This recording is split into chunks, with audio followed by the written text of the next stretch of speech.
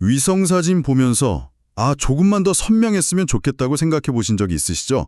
지도 앱을 최대로 이렇게 확대했을 때 건물의 윤곽이나 도로가 흐릿하게 뭉개지는 바로 그 순간 말이에요. 이게 단순히 더 좋은 카메라를 우주에 쏘아 올린다고 간단히 해결될 문제가 아니라고 하더라고요. 물리적인 한계가 있다고요. 그런데 오늘 우리가 함께 살펴볼 자료는요, 아주 기발한 역발상을 보여줍니다. 여러 장의 약간 흐릿하고 심지어 미세하게 어긋나기까지 한 사진들에서 숨겨진 정보를 추출해서요, 훨씬 더 선명한 단 한 장의 이미지를 만들어내는 기술에 대한 연구 논문입니다. 이번 시간에는 청취자분께서 보내주신 이 자료를 바탕으로 우크라이나와 중국의 연구진이 어떻게 이 초해상도, 그러니까 슈퍼 레졸루션 기술을 소프트웨어로 구현했는지, 그 원리는 뭐고 결과는 또 얼마나 놀라웠는지 한번 깊이 파고들어 보겠습니다. 픽셀 너머의 세상을 보는 방법을 함께 알아보시죠. 이 기술의 핵심은 서브픽셀, 즉 픽셀보다 더 작은 단위의 정보에 있습니다. 눈에 보이지 않는 미세한 차이들을 모아서 의미 있는 결과물을 만들어내는 거죠. 그런데 이 연구가 정말 흥미로운 지점은요, 복잡한 하드웨어 개선 없이 순수하게 소프트웨어적인 접근, 특히 주파수 영역에서의 통계적 처리 방식을 통해서 이미지의 질을 극적으로 향상시켰다는 점입니다. 와, 이건 사실상 수백만 달러짜리 새로운 위성 카메라를 쏘아 올린 것과 비슷한 효과를 그냥 책상 위 컴퓨터에서 구현했다는 뜻이거든요. 그 말씀만 들어도 벌써 흥미진진한데요. 하드웨어의 문제를 소프트웨어로 풀었다는 거군요. 그럼 먼저 근본적인 질문부터 시작해보죠. 왜 처음부터 더 성능 좋은, 더 비싼 카메라를 위성에 달아서 보내는 게 어려운 건가요? 네, 논문에서도 바로 그 점을 지적합니다. 크게 두 가지 장벽이 있는데요. 두 가지요? 네, 하나는 빛을 감지하는 반도체 센서 배열을 더 작고 촘촘하게 만드는 기술의 한계고요. 다른 하나는 렌즈 자체가 물리적으로 커질 수 있는 최대 크기의 한계입니다. 이 두 가지 물리적 기술적 한계 때문에 무작정 크고 정밀하게만 만들 수는 없는 거죠. 그래서 이미 촬영된 약간은 부족한 여러 장의 저해상도 이미지를 소프트웨어적으로 결합해서 한계를 돌파하려는 접근이 중요해지는 겁니다. 그렇군요. 결국 하드웨어의 천장을 소프트웨어라는 사다리로 넘어서려는 시도네요. 자, 여기서부터가 정말 재밌어지는데요. 여러 장의 저해상도 이미지를 합친다고 하셨는데 그냥 포토샵에서 레이어 겹치듯이 투명도 조절해서 겹치기만 하면 되는 건 아닐 테고요. 서브 픽셀 시프트라는 개념이 핵심인 것 같습니다. 맞습니다. 완전히 똑같은 사진 여러 장은 아무 의미가 없어요. 오히려 약간의 차이와 불완전함, 이게 이 기술의 핵심 재료가 되죠. 위성이 지구 궤도를 돌며 촬영할 때 아주 미세한 진동이나 자세 변화 때문에 각 이미지는 픽셀보다 작은 단위로 조금씩 어긋나게 촬영되거든요. 어긋나요. 네, 바로 이 어긋남 속에 원본 저해상도 이미지 한 장에는 미처 담기지 않았던 추가 정보가 숨어 있는 겁니다. 이 기술은요, 각각의 저해상도 이미지에 흩어져 있는 픽셀들을 공동 서브픽셀 격자라는 하나의 정밀한 가상 고해상도 격자에 다시 재배치하고 융합하는 방식입니다. 그렇게 함으로써 원본에는 없던 세밀한 디테일을 복원해낸 원리죠. 그거 혹시 이런 비유가 가능할까요? 여러 사람이 약간 떨어진 곳에서 흐릿한 글자를 봤다고 한번 상상해 볼게요. 각자 본 글자는 조금씩 뭉개지고 다르게 보였겠지만 그 사람들이 본 정보를 전부 모아서 종합하면 원래 무슨 글자였는지 훨씬 더 정확하게 맞출 수 있는 것처럼요. 각자 가진 정보의 한계를 집단 정보로 극복하는 거네요. 와, 아주 적절하고 정확한 비유입니다. 바로 그 원리입니다. 개별 정보의 한계를 집단 정보의 통계적 처리로 극복하는 거죠. 논문에 나온 순서도를 보니까요. 이 전체 과정이 크게 두 단계로 나뉘어 있더라고요. 크롭 임64와 엔핸스 임64라는 두 개의 독립된 소프트웨어 모듈을 사용하던데 제 생각에는 크롭 임64는 일종의 준비 작업, 그러니까 모든 사진들을 같은 출발선에 세우는 정렬 역할 같고 엔핸스 임64가 진짜 초해상도 마법이 일어나는 핵심 단계인 것 같은데 제가 맞게 추측했나요? 정확히 짚으셨네요.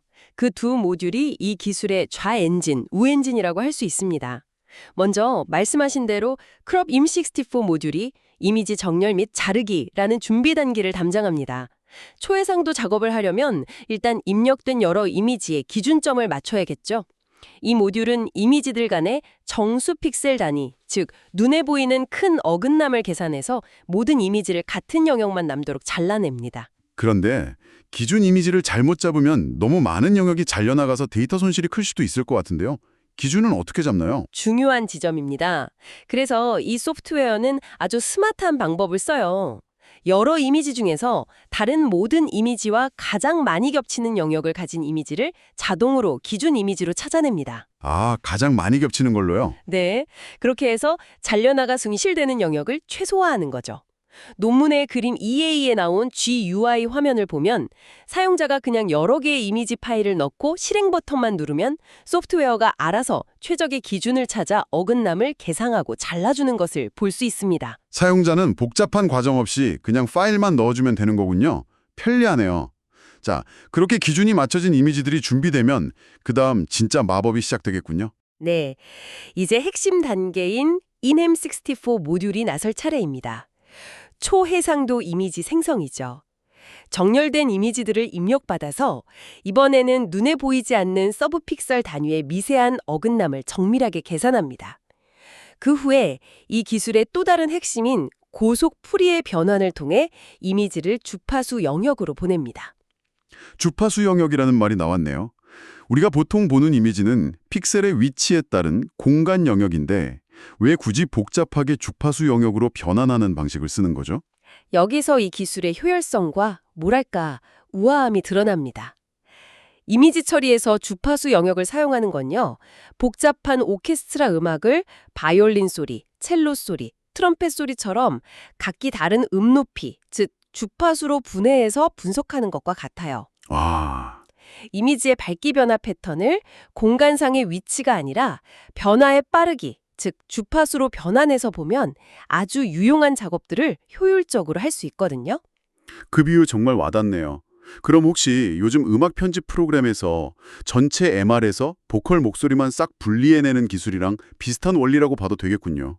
대상이 소리냐, 이미지냐의 차이일 뿐이고요. 맞습니다. 아주 좋은 예시입니다. 예를 들어 이미지 전체에 퍼져 있는 자글자글한 노이즈는 주로 변화가 빠른 고주파 성분인데 주파수 영역에서는 이 부분만 선택적으로 걸러내기가 훨씬 쉽습니다. 아, 그렇군요. 네. 또 이미지의 전반적인 특징을 분석하거나 여러 이미지를 합성하는 작업도 공간 영역에서 직접 처리하는 것보다 계산량이 훨씬 줄어들죠. 논문에서도 이 방식의 계산 효율성을 명확히 언급하고 있고요. 이 모든 과정을 거쳐 최종적으로 다시 공간 영역으로 변환하면 하나의 선명한 초해상도 이미지가 탄생하게 되는 겁니다. 복잡한 문제를 더 풀기 쉬운 형태로 바꿔서 해결한 다음 다시 원래 형태로 되돌리는 거군요. 정말 똑똑한 접근법이네요. 그런데 이 기술 아무 위성사진에나 다 적용할 수 있는 만능 열쇠는 아닐 것 같은데요. 이것만은 지켜줘야 한다 하는 특별한 조건이 있을 것 같습니다. 네, 물론입니다. 이 기술이 최적의 성능을 내기 위한 몇 가지 중요한 전제 조건이 있습니다. 논문에서도 명시하고 있는데요. 첫째, 입력되는 이미지들의 축척, 즉 확대 비율이 모두 일관되어야 합니다. 둘째, 이미지들 사이에 회전, 그러니까 각도 틀어짐이 없어야 하고요. 평행 이동만 있어야 하죠. 셋째, 이미지들이 서로 겹치는 영역이 최소 90% 이상이어야 충분한 데이터를 확보할 수 있습니다. 잠깐만요. 90% 이상 겹쳐야 하고 회전도 없어야 한다니 그거는 거의 실험실 환경에서나 가능한 조건 아닌가요? 실제 위성이 궤도를 돌면서 그 정도로 안정적인 촬영이 가능한 건가요? 이 기술이 너무 특수한 경우에만 쓸 수 있는 건 아닌지 궁금해지네요. 아주 날카로운 질문입니다. 실제로 그런 의문이 들 수 있죠. 하지만 현대의 위성들은 노치 정교한 자세 제어 시스템을 갖추고 있습니다. 아, 자세 제어 시스템이요? 네, 그래서 특정 지역을 촬영할 때 궤도를 따라 이동하면서도 카메라의 방향을 거의 흔들림 없이 유지할 수가 있어요. 또 연속 촬영 모드를 사용하면 아주 짧은 시간 간격으로 거의 동일한 영역을 촬영하기 때문에 90% 이상의 중첩 영역을 확보하는 것이 충분히 가능합니다.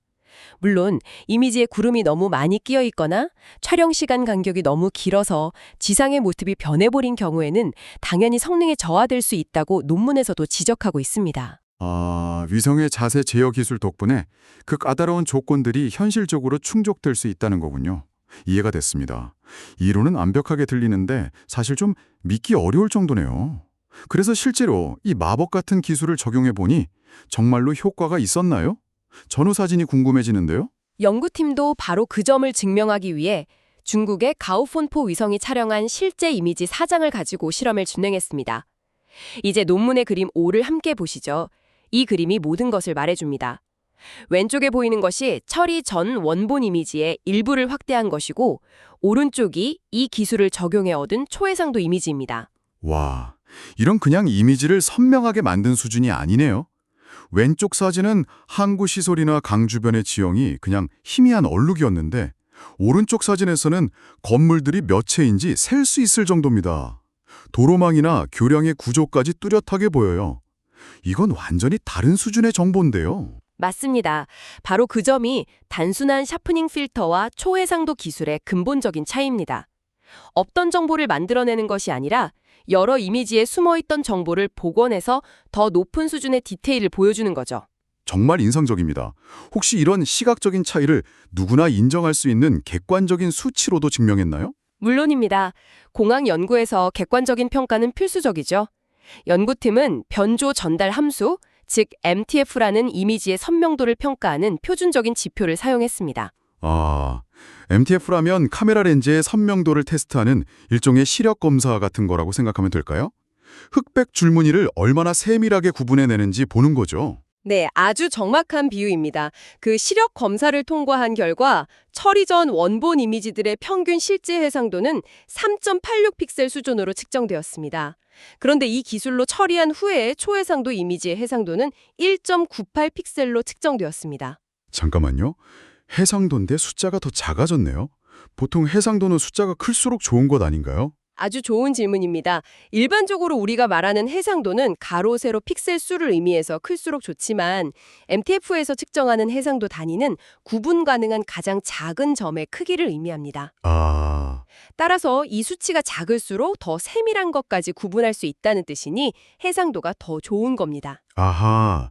그렇다면 3.86 픽셀 크기의 점까지 구분하던 카메라가 이제 1.98 픽셀 크기의 점까지 구분하게 되었다는 뜻이군요. 그럼 네, 맞습니다. 수치상으로 실제 해상도가 48.7% 향상된 겁니다. 48.7%요? 네, 거의 2배 가까이 선명해진 셈이죠.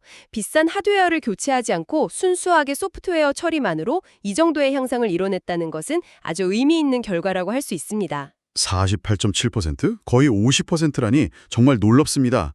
정리해보죠. 오늘 우리는 여러 장의 저해상도 위성 이미지를 주파수 영역이라는 특별한 공간에서 통계적으로 처리하는 기법을 통해 하드웨어 교체 없이 소프트웨어만으로 해상도를 거의 2배 가까이 향상시키는 놀라운 기술을 살펴보았습니다. 픽셀보다 작은 서브픽셀 단위의 미세한 어긋남, 어찌 보면 촬영의 결함이라고 할 수 있는 것에서 새로운 정보를 창조해내는 과정이 정말 인상적이었습니다. 그리고 이 연구는 여기서 멈추지 않습니다. 논문의 결론 부분에서는 향후 과제도 명확히 제시하고 있는데요. 앞으로 이 초해상도 알고리즘을 더욱 개선하고 특히 요즘 위성 이미지처럼 점점 더 커지는 거대 사이즈 이미지를 더 빠르고 효율적으로 처리하기 위한 소프트웨어 성능 최적화에 집중할 것이라고 밝히고 있습니다. 자, 여기서 청취자분께 한 가지 생각해 볼 점을 던져드리고 싶습니다. 인공위성이 점점 더 방대한 지역을 한 번에 촬영하고 있는 지금 동일한 위성 카메라로 과거보다 훨씬 더 선명한 이미지를 거의 실시간을 가깝게 얻을 수 있게 된다면 어떨까요? 이 기술이 우리가 당면한 기후변화를 감시하거나 빠르게 성장하는 도시를 분석하고 혹은 지진이나 홍수 같은 재난 상황에서 구호 활동을 펼치는데 어떤 결정적인 변화를 가져올 수 있을지 한번 상상해 보시는 것도 흥미롭고 같습니다.